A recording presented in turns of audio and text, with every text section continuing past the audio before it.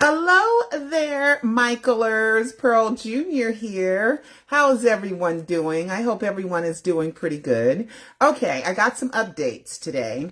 But first, let's do Stays All Day Shea. Let's do work and play, because everybody has skin. Okay, so be sure to order your Stays All Day Shea. I promise you, when you order it and you open your jar, you're going to smell a woof of happiness. Seriously. One of my favorite things is when I'm giving samples out to people who want to try it out at my farmer's markets or my store, is how they automatically smile. It makes them happy, and I look for that, and I'm just so happy when I see people when they smile, and it perks up their mood, it perks up their attitude. So that's a good thing. And plus, you're going to get great skin. You're going to smell great. You're going to get great skin. Even if, you know what happened to me the other day? I didn't put some shea butter on my feet, right? And I was like, oh my God, they looked all dry. You know, they looked like chalk a little bit. Let me tell you, because I didn't put any on. And then one night, I put this on before I went to bed. It was gone the next morning. Gone. I was like, oh my God, that was a quick transformation. Okay, so this stuff can work immediately. So one of the great things is to use it all the time. Okay, just like anything, maintenance helps. Okay, and you'll smell great too. So Stays All Day. So go to either Stays All Day Shea, SHEA, or go to the skinbutterstore.com, or come on down to our physical location at 11107 Burbank Boulevard in North Hollywood, California, 91601. We're right across the way from the Arts District, the North Hollywood Arts District. Okay, so Stays All Day Shea, be sure to order yours. I'm telling you, oh my God, it's so good. It's so good, and it's organic, and it's natural, and the oils that I use are made for the body. They're made for the body. All right. So anyway, that's good. There's a lot of little stuff that I got to get to, but I got to get to a market, so I have to go fast. Remember this? Okay. This is our documentary because I was credentialed, me and Cecil were credentialed media at Michael Jackson's 2005 trial. As promised, I released the documentary for free, but I won't have it on for free for very long. I'm going to take it off of YouTube. Maybe not. I haven't decided yet. But I ordered this because I was out. I didn't have any, right? So people are selling it, but they don't have my permission to sell it. I got to find out about that. But anyway, I wanted you guys to see the address. See it? 1875 Century Park East, Suite 1000, Los Angeles. What is the zip code? Los Angeles. 90067 is backwards for me. But there you go. So, and that was the same address as the Michael Jackson Company. And Suite 600, Tom Mesereau had an office at the same building, Suite 700. Okay, Suite 1000 is the conference room. Okay, Michael approved this documentary, and when you watch it, you're going to see the big evidence that's in the Netflix documentary. It's like they watched this and then they built their own documentary on it. They cheated a little and didn't give me any credit whatsoever. Okay, so be sure to watch this. Okay, it really tells the truth about what happened. It's recorded in real time. Okay, so I would leave inside the courtroom, and I would go right out to my area, my tent, and I would say what happened in the courtroom. And Cecil recorded what happened outside with the fans that couldn't get in for the day. All right, so make sure you watch Michael Jackson, The Trial and Triumph of the King of Pop. Don't order the DVD because that is not me that's getting the money, okay? So I just want you guys to watch it. It's free online on YouTube, okay? On my YouTube channel. Okay, so we got that one out of the way. All right, there's a guy named Charles Thompson. Okay. And I met him, I think, at one of the events, maybe the Katherine Jackson event. I Never Can Say Goodbye, which was June 25th, 2010. And Alive 5, guys, I'm just going to say it right now. We're going to release it on June 25th. Okay, as long we're having technical difficulties. So Cecil's going to go out and buy a new computer. He needs a new one anyway. And we were having all kinds of problems. It was driving me crazy, driving him crazy. So we are likely, if we can get it done, it's like all my part is done. It's written, it's produced, it's linear, but we're having some technical issues with graphics not coming up right, and sound and dropping, and certain things that and then we got to get it out of the computer.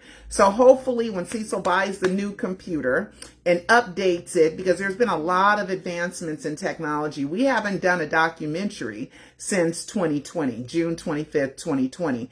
And that was the Alive 4, Live 4, The Missing Pieces.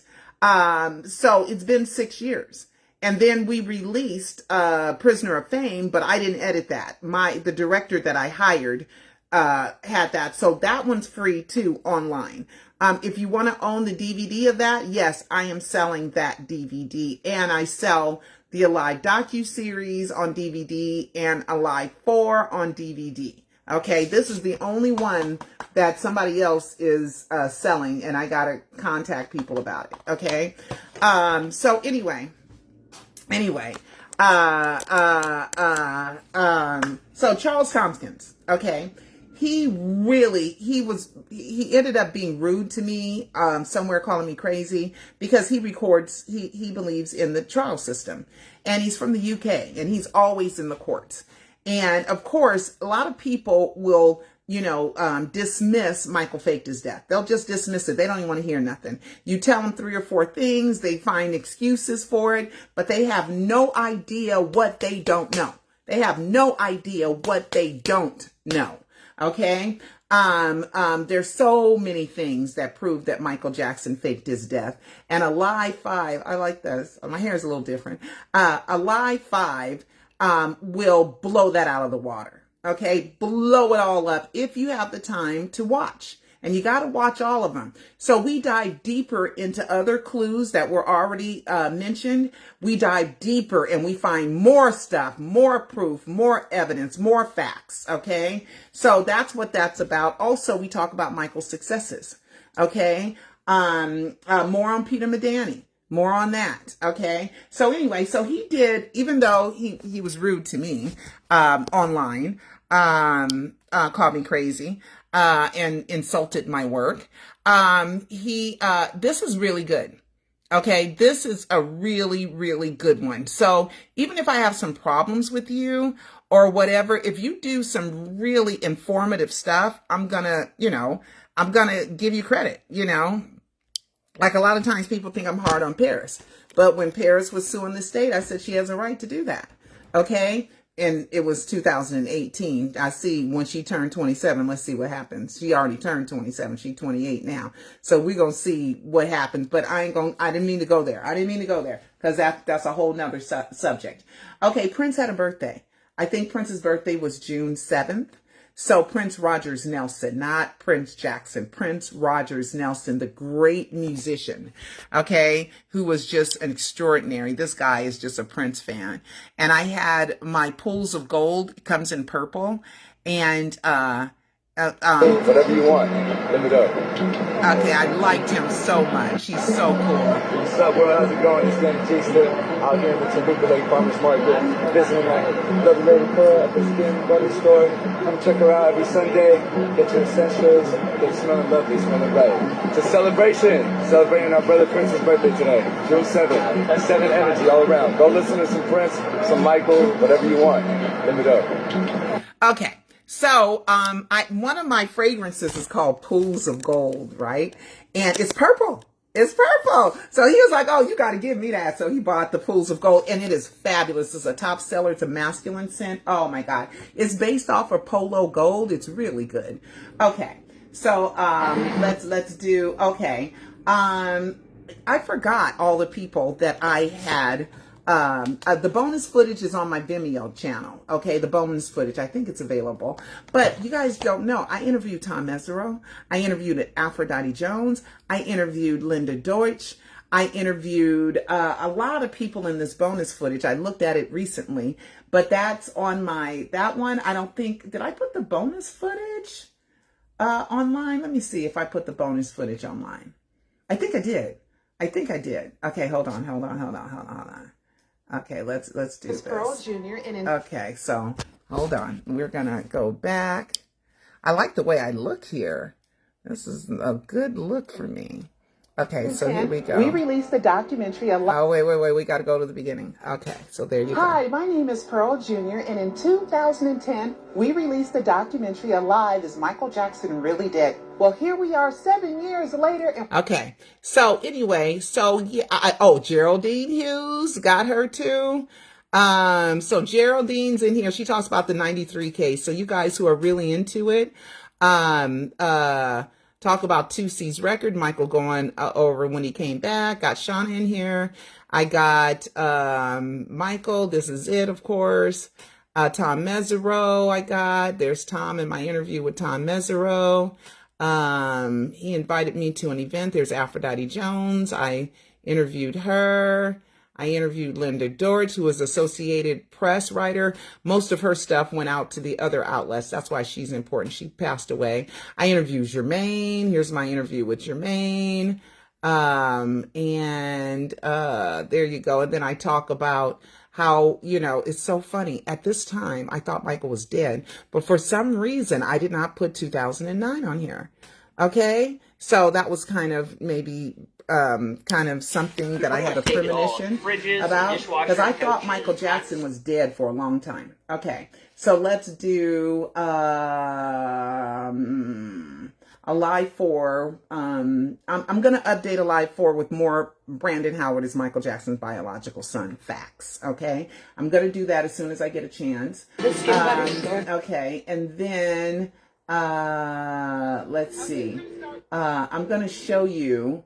Let's see. Oh, Vinny Amen. Okay, remember him? He's the one that said he worked for Michael from 2002 to 2004, and he was in the Netflix documentary. And I went over, some of the lies that he talked about, because he said that Frank gave him a bag. And in the bag was a catalog where you can order seeing children nude in all kinds of ways. Okay. To me, that's child porn, because why do you need all kinds of ways, and why was it hidden? I don't know. I don't know anything about the magazine. I don't have it. I tried to Google it. It didn't come up. Okay. It's called Naturally or something. So it must be child porn, because if it was just an innocent magazine, there should be a Wikipedia on it or something. Okay. But anyway, he was implying that Frank and Michael both enjoyed looking at that. It was a phase they went through. He said Frank gave him the bag, and then he said that Joe Tacopino, a lawyer from New York, he gave it to Joe, and don't know what happened to it. Frank and Joe Tacopina had something to do with the Italian soccer team. Okay, we don't call it football here; we call it soccer in the USA. But it had something to do. So Frank and Joe Tacopino had business dealings together, reportedly. But so in another interview that Vincent Amin, he said he found the bag. He found the magazine. You found it, or did Frank give it to you? So you already know he's lying, because you would remember somebody saying, here, take this. Shh. You would remember if you found it, like, oh my God, look what I found. It's two huge experiences that you wouldn't forget or confuse, that you found or somebody gave it to you, especially when you think it has something incriminating to prove Michael is a pedophile, especially since you say you changed your mind once you saw the magazine. So then why did you help Frank write the book, My Friend Michael Jackson? It's all lies, guys. It's all just BS. But anyway, he stated that he found the magazine, but on the other interview, he said Frank gave it to him. Okay, whatever. Okay, you just lost huge credibility. Let's see, what else do I have? A new trial date, Wade and James. Wade Safechuck and Wade Robeson and James Safechuck. They got a new trial date. It was October 2027. It's been moved to February 2028. Okay, we'll see. They need to just quit. I got 60 lies on y'all. Tom Mesereau's going to obliterate you. Is that the word? Obliterate? He's going to destroy you. How about that? He's going to destroy you because there's so many inconsistencies, so many lies. You went under oath and you said that Michael never molested you. You were the first witness, Frank, for the defense. And if Michael was abusing you for 7 years, why are you going to have you go first? As far as the first defense witness, James was not needed, but he talked on depositions, which is still under oath. Okay, so we both have under oath testimony. Never molested me. Never. And then the train station issue. Right, the train station. And then if you didn't like it, why are you waiting outside for Michael? Why are you chasing Michael down? Why did you move out here? You know, most kids are 7 or 8 and somebody's molesting them. The kid retreats. The kid will retreat when they see him. They ain't thinking about fame and all that stuff. You know, above all, they're not thinking about money and fame and all that above all like adults do because they don't understand it all. Kid would feel uncomfortable and retreat whenever you came around. And you didn't do that. You chased after Michael. You and your family chased after Michael. So many lies. Okay, the train station, when the train station was built, James would have been not prepubescent. He would have been a teenager. And then he said Michael liked prepubescent boys. Well, then it's just so many lies. The train station wasn't built yet. Okay, you didn't get your facts straight. Okay, so that's been moved to 2028. Also, I found some footage of somebody. The latest that I have found is somebody March 3rd, 2026. I know they got the date wrong. It's August 29th, 1958 is Michael's birthday. So they just confused those. But anyway, the most important thing is they said that they went to Forest Lawn March 3rd, 2026. And was that the day he something? Oh, that was the day. I know. No, that was March 5th. Never mind. Okay. So anyway, there's still no name on the crypt because Michael's not dead. And Forest Lawn is not going to put, I believe when there's a name on the crypt, Michael dies because he's going to die one day. Okay. And he didn't waste $590,000 on a crypt, decoy crypt just to be cremated. That was a rumor about cremation because I was diving deep and I was doing things. And so they had to come up with a cremation lie because a source said, Catherine said, come on. A source said, Catherine said, look it up. A source said, Catherine said, no cremation. Okay. Of Michael Jackson, but the unclaimed bodies, what they do with them, they cremate them after a year. Okay. If nobody claims a body. Okay. So let's do, somebody asked me about Conrad Murray and they were like, if Conrad Murray lost all his licenses in Florida, California, and Texas, how's he earning a living? Well, I believe Michael made a deal with him and put some money, the $5 million he asked for, was it 3 or 5, whichever one, in an escrow account overseas, because Michael had $50 million. Okay. And after Conrad did all whatever he needed to do, he got paid. Okay. For playing the role that I show in A Prisoner of Fame. This is what I believe. This is what my research tells me makes sense. But right now, Conrad lives in Trinidad and Tobago. And I bet that money is used for a clinic that Michael said he wanted to do. Okay. But that's where he lives. And I'm sure Conrad Murray is practicing medicine then. And it might have always been his goal to go back home. Okay. To Trinidad and Tobago. Okay. So, let's see what else. Okay. Hold on. I put out here a page. It's like the last page of the autopsy of Michael Joseph Jackson. And we know his name is Michael Joe Jackson. And I asked you guys to read it and figure out what's weird. Okay, what's weird in this is that is at approximately, so this one's the Glendale, right? Glendale facility. This is August 6, 2009, before the burial ceremony, right? So the body was supposed to be at the Los Angeles Forest Lawn first. And then it says that on on September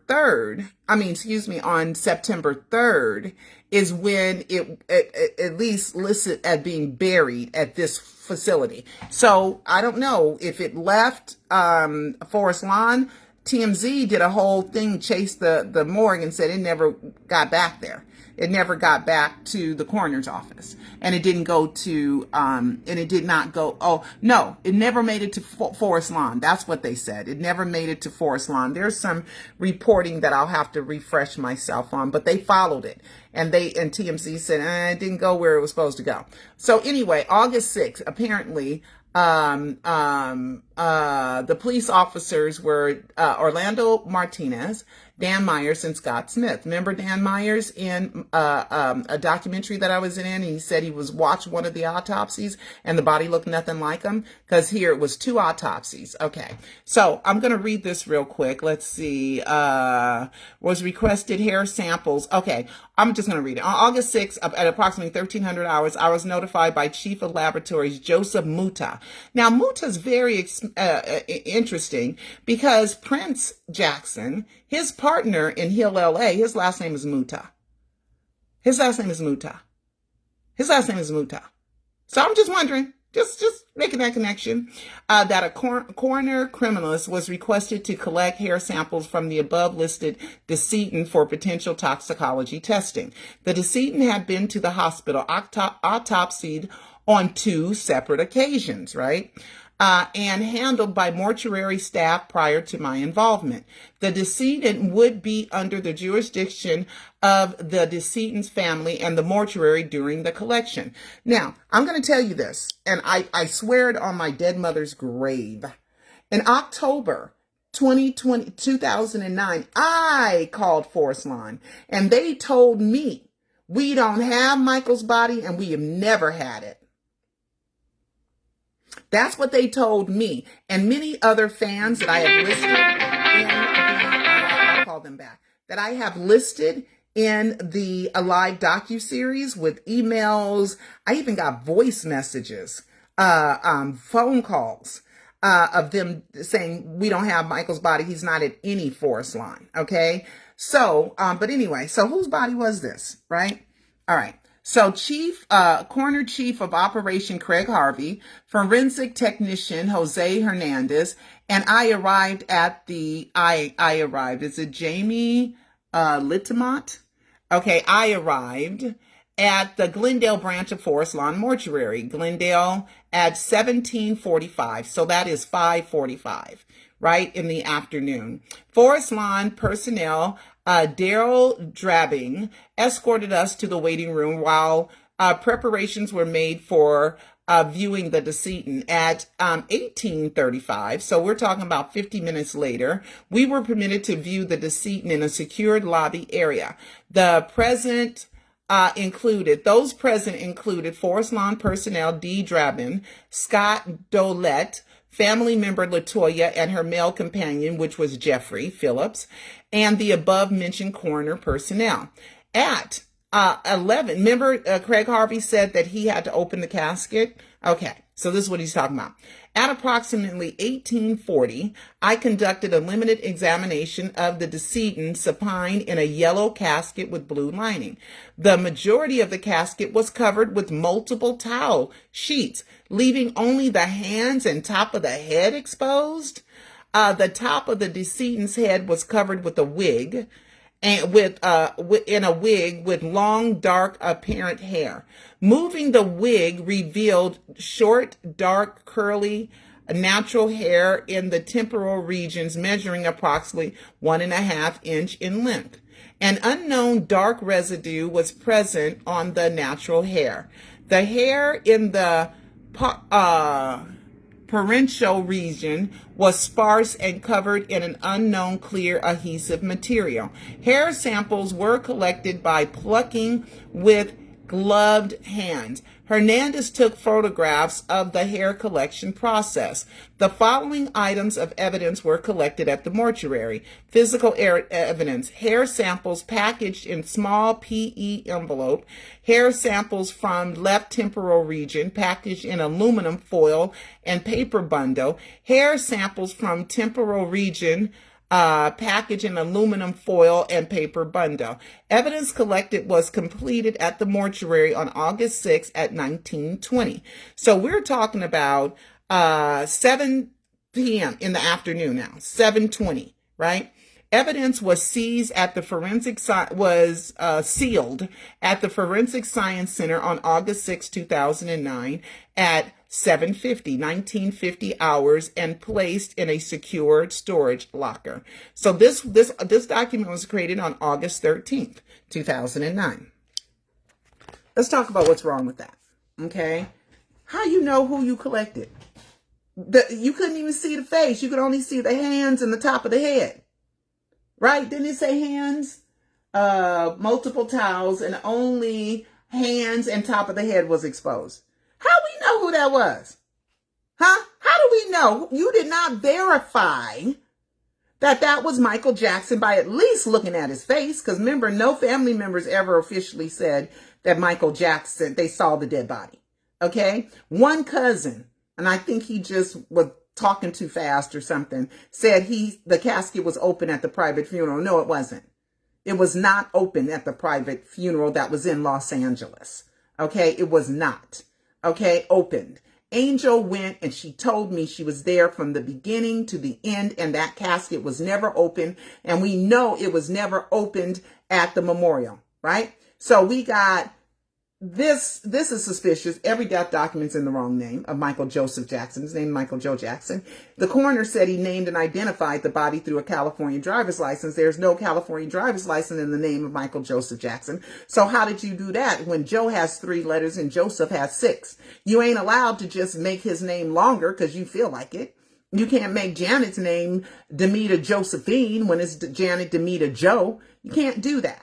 These are legal documents, okay, that have to be accurate. And it's a very basic, very simple thing. It's not a hard thing to do.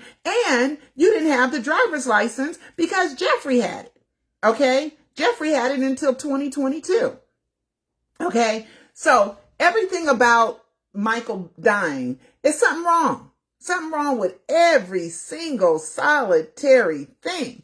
Even Conrad Murray. Oh, I forgot to tell you. James DeBarge. He was interviewed. Let me see if I can still find that. I gotta go. Okay, James DeBarge. Let me see if it's in my YouTube history. Okay, James DeBarge did an interview, and I think it was 2 years ago. And let me go to my history and see if I have it. Let's see.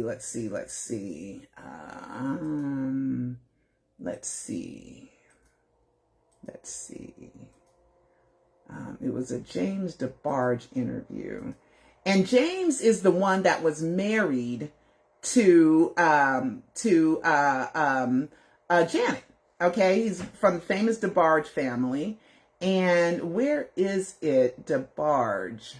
Because I saw it. But anyway, so he's given an interview. And he won't tell. He's got some documentary coming out because there's supposed to be a secret child a secret child that he believes that Janet had, and Joe didn't believe in abortions, and he doesn't know who the baby is. Okay, so I'm thinking, okay, that it could be Brandy. Okay, Brandy, you know, they're Jackson Brand, but they're the secret ones, right? So I'm thinking, oh no, maybe I watched it online. Oh, James DeBarge. Well, if I find the link, let me just Control F and put DeBarge here. No, it doesn't come up. Okay, so when I find it, because I know I saved it, but I might have watched it on my phone, which I think I did, instead of it. But my history should be still here. Hold on, let me slow down. Let me slow down and look at it again. See if I can find it. But James DeBarge did an interview. And in that interview, They talk about who were you in jail with when you were in jail. And he talks about him and Chris Brown being in jail. And then he talks about him and Conrad Murray being in jail. Now, this is the first time that I've gotten anyone to say that they saw Conrad Murray in jail, because you got to remember that Conrad Murray, nobody saw him come out of jail when he was released. And instead, the media was there where you get out of jail and you're supposed to come out. They got him down the street at an In-N-Out Burger. Okay, what the heck, right? Why is he down at an In-N-Out Burger? How come we didn't see him come out of jail? Okay, so he apparently said, oh my goodness, where is that? Nope, I don't have it.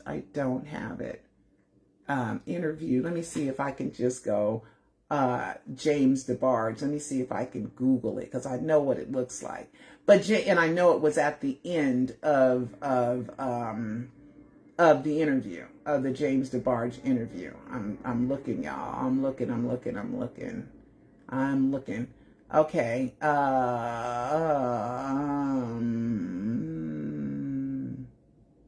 No, I don't have it. So anyway, so in the interview, he says that he saw Conrad Murray every day. Now, I know, and if you look it up, it says that Conrad Murray was in solitary confinement. I went to an event that Tom Mesereau invited me to, and Sheriff Baca was there. He's the head guy of the prisons, right? The number one guy. He got convicted of corruption, so you can't trust nothing he say. But he told me that Conrad Murray was in solitary confinement, right? So that means nobody got to see him. So why are you in solitary confinement if you're a high-profile person? I don't know if James would qualify as a high-profile person, maybe, but Chris Brown for sure, okay? And Conrad Murray, right? So Catherine says under oath, I have no proof that Conrad Murray's in jail. She said that under oath. I tried to visit Conrad Murray, and it came back within a second, rejected, okay? Nobody saw him come out of jail, okay? And TMZ had reported that James was in jail with him and Lenny Dykstra. Lenny Dykstra is not true, because Lenny Dykstra was in a federal prison with a Colombian drug lord. I can't even remember his name, okay? And so that wasn't true from TMZ. Okay, now James says that he talked to Conrad Murray every day, and as if they're out on the yard hanging out, solitary confinement, you get to come out, 1 or 2 hours, right? And you travel by yourself because, you killed Michael Jackson. Damn, that's what you got convicted of, the death of Michael Jackson. So, plus they didn't want nothing to happen to him. And he said Conrad Murray would give him word of the day, serendipity. Okay. All right. Now, I'm hoping that, because I end up talking to the lady with the infirmary, which is where sick people go when they're not feeling well, like the doctor's office, but it's in jail and they call it infirmary. She told me at the time the report said Dr. Murray wasn't feeling well. She was the head nurse. I happened to bump into her somewhere when I was selling cars in Lancaster. Okay, I bumped into her. She was one of my customers, and she told me, I said, is Conrad Murray in jail? And she said, the guy who killed Michael Jackson? I said, yeah. She said, he ain't came across my desk, crossed my heart, hope to die. That's what she told me. Okay, so now we got James DeBarge saying he hanging with Dr. Murray every day. Okay, but Dr. Murray's in solitary confinement. So I don't know if the solitary confinement, all y'all are, in one area, as a high profile person, you're off to the side or something. I don't know. But why is everything so suspicious? Well, we know why. Michael faked his death. Everything is so suspicious. And you can't put nothing past Sheriff Baca, who got convicted of corruption and spent time in jail. Okay, spend time in jail. Okay, so when I find that interview, I will post it. Okay. Dang, how come I don't have it? How come I don't have that interview? I don't have it. I don't have it. But it's somewhere. I have it somewhere. All right, guys. So anyway, I found that to be very interesting. So now we finally got somebody who said they were with Conrad Murray in jail. Okay. So even if he did go to jail, why is it so suspicious? You know, why couldn't you just come out the regular door? You know, how can you just come out the regular door? And if anybody got the answer, please, I'm willing to hear it. Okay. So anyway, let's see what else I have. Let's see what else I have. Oh, let's watch. I'm gonna turn the sound down. Let's watch a part of the the graphics. Thank Matt. Matt did such a great job with this. Look, the wink, wink. This is the death of the downward spiral and then the rebirth of Michael Jackson. That's what we were going for. How the evilness on one side tried to destroy him, and how he blossomed, how he's reborn. And this is all about, and we get into the mind of Michael Jackson in this documentary. So these are the credits. These are the graphics that we have. I think they're really, really cool. Okay, so let's see what else we have here. The Reagans, Peter Madani, Mustafa Madani. You can read that if you want. And then June 25th is when we are. Oh, okay. So this, a lot of people are like, your documentary was distributed by Warner Brothers. Yes, it was. Okay. They had a copyright on my work, on YouTube. And I'm wondering, have they got my little pennies? Because if I did not dispute this copyright claim, Warner Brothers would still have a copyright claim on my products. Our deal has been over since 2013. Okay, it was a 2-year, it was 2 years on Netflix, and it might have been a 7-year total distribution deal with whoever. And I don't know, I have to go back and read the contract. But anyway, it's been over because this was a deal signed in 2009. So whichever way, it was over. So I put in a dispute for my documentary for the promo, right? And it says, good news, after reviewing your dispute, and I didn't even know Warner Brothers had a copy on it. I asked them. So good news, after reviewing your dispute, Warner Brothers Entertainment has decided to release their copyright claim on your YouTube video. The title of the video, Michael Jackson, The Trial and Triumph of the King of Pop, recorded in real time promo. Okay, thanks, YouTube team. Okay, so that's to prove to you guys that I don't lie. I never lied to you guys, ever. Have I been wrong? Maybe a handful of times, but not much. Not much. Okay, so let's see if anything else is going on. Happy Juneteenth. Juneteenth was the last, after the end of the World War II, the Civil War. One of the conditions were you got to free the slaves. Okay, the people that were enslaved, you have to free them. Okay. And so there were marshals that would go all over the South and say, you're free, slaves. You're free. You're free. We can't read. How are we supposed to know? Right? They kill you if you were reading. I mean, that's how much of a threat we were. If we knew how to read, that was a death sentence. And no punishment. None. If a white man killed a black man, 0 punishment. 0. That's how we were so inferior that they could kill us and no punishment for that. Wow. And rape us too. No punishment at all. Maim, chop off your arm. No punishment. Okay. That's how messed up slavery was. And then we can go deeper and deeper with that. So Juneteenth represents, the last place, where was it? Galveston, Texas. The last place that the marshals came to tell their slaves that they were free. So that completed all the slaves knowing that they were free was on June 19th. Okay, and I think it was, I don't remember, 1865. Okay, let's see. When was when were the last slaves free? The last slaves told they were free in USA, because there was slavery in other countries too. Juneteenth, let's see, 155 years ago, this is the AP article, about 200 and more than 3.5 million Africans were Americans now. That was in 2020, this article. So 160 years ago, which is 1866. Okay, because Emancipation Proclamation, the 13th Amendment, they were 1863 and 1865. So it took about a year for them to, go all over. The Confederate soldiers surrendered April 1865. But word didn't reach the last enslavement people until June 19th, when Union soldiers brought the news of freedom to Galveston, Texas. Okay, so happy Juneteenth. Okay, I come from that history. And most people, what they call us are, I forget. There's a new word other than African American, but I can't think of it right now. But anyway, I come from that. So does the Jacksons. Okay, so does the Jacksons. Okay, so I have a question for you guys. Okay, who remembers this?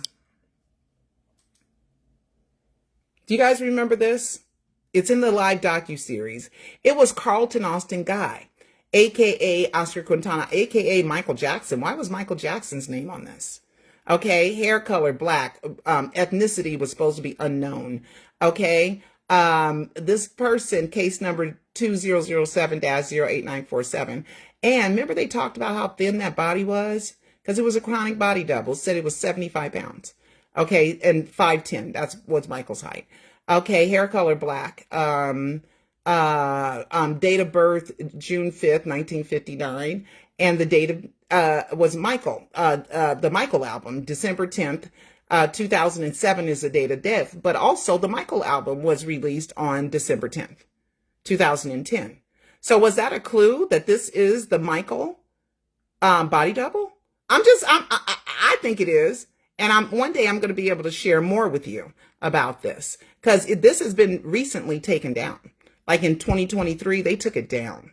Okay. So I have it saved so many ways. They even got rid of Carlton Austin Guy. Okay. These were all different like website changes, website designs. Okay. I got the URL in here. Okay. And it says from the Los Angeles County Department of Coroner. Okay, unclaimed body. So they cremate unclaimed bodies. Okay, this was another website change. Okay, Carlton Guy. Same number, same everything. And ethnicity, here it is. Ethnicity, unknown. Because Michael had vitiligo. Okay, but on the file, it says he was black. Okay, so so this is a real, so if anybody saved it or remembers going, and look at I got the whole URL in this one. The entire URL is in this one. And this was saved August 20th, 2022. Okay. But the other ones were saved. I have it all the way back to 2011. Okay. So anyway, I think that this is the body double, the Michael Jackson body double. That's what I believe. Okay. Because of the date of the Michael album and the AKA Michael. But I think when they sent the fingerprints back to the FBI, I think the fingerprints came back either Oscar Quintana or Carlton Austin Guy. And they had to put Michael Jackson's name on it because that's who they thought the body was. And they've been covering it up ever since. Okay. That's what I believe. That's what I believe. That's what I've reported for more than a decade. So if anybody has a screenshot of these or anything, please send it to me. Okay. Please send it to me. All right. And that's it. And I gotta go. Oh my God, I'm doing good. Okay, I gotta go. Love you all, but I gotta go. Okay, see you next time. Be sure to go to michaeljacksoninsider.com and watch the documentaries. Okay, bye-bye.